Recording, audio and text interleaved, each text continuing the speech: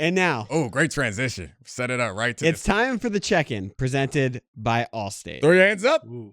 We're going to be checking in on the Packers and Matt LaFleur in particular, because we should give some shine to the way that Matt LaFleur is coaching up this team with Malik Willis, a quarterback. When Jordan Love went down on the field in Brazil in week 1, we thought that the Packers season could be in shambles. Over the last 2 weeks, it seems like LaFleur has taken great joy in the fact that he's like, I can win with this guy, and I can do it my way. Like, we're not letting him throw on third down. He has a vomit-covered football, and we're going to keep getting W's. And the Packers beat the Titans today. What? Are you going where I think you're going with this?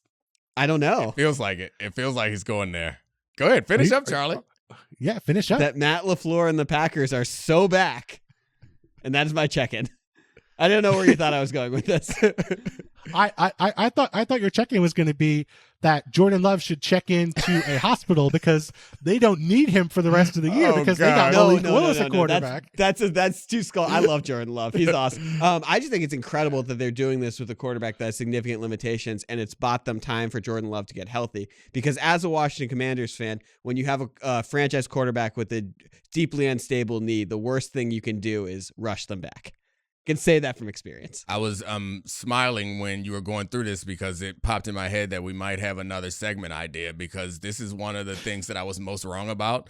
I don't know if we do a I'm sorry segment or my bad, dead wrong segment, but like I thought their season was over. After Jordan Love got hurt, and I knew Jordan Love wasn't out for the season, but say, all right, you guys are going to lose the next 4 games and you're done and you can't bounce back from that. And Matt LaFleur, like many offensive-minded coaches, many of the best offensive-minded coaches, I think, get a little thrill from the challenge of just, and it kind of, I think it alleviates some pressure. And they're like, all right, now I can do all the weird that I've been wanting to do and see if it works out. See if I can really test this this brain. And he's done well. And we shouldn't take any credit away from Malik Willis. He's throwing what is expected of him, but it's more than expected. Yeah, absolutely. Way more than what's expected. My bad. You're right. Please, Bill, give him the credit that's due.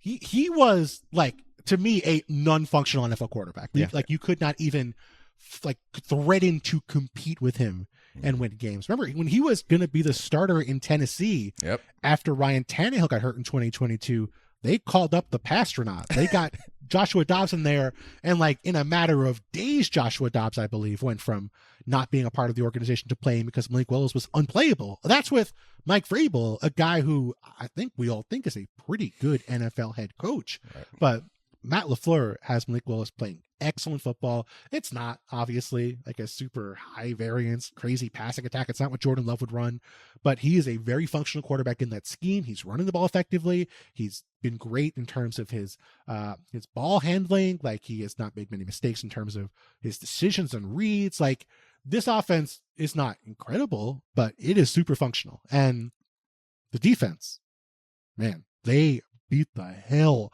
out of Will Levis today.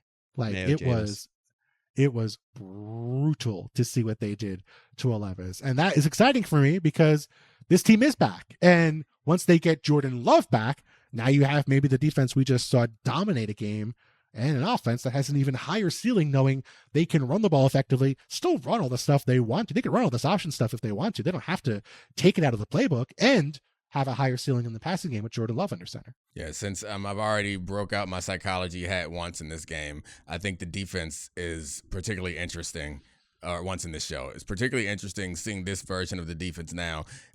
It's not a version of the defense that we've seen, but there's something to be said for coming into a game with different expectations. And maybe it speaks to the type of game plan that you have when you're like, oh, we don't have Jordan Love. We have to do something differently. And the idea that they are using this as an opportunity to be more aggressive, take more chances, and get a little bit better, like it might – this is a long shot that losing your quarterback could be good for you in the long run, but it does feel like this team is becoming a little bit more well-rounded without Jordan Love. And if you can bring Jordan Love back in with some of these rushing threats that they've created, and this defense is create turnovers, I guess you won't always play against Will Levis, where the interceptions feel a little bit more likely, but it's a better version of the team. I think you said before this week that a Malik Willis-led Packers team would score 30 points be like, wow, that's a win. That's great. Even if one of them was a defensive touchdown Don't take my Alexander touchdown. Cornerbacks score touchdowns too.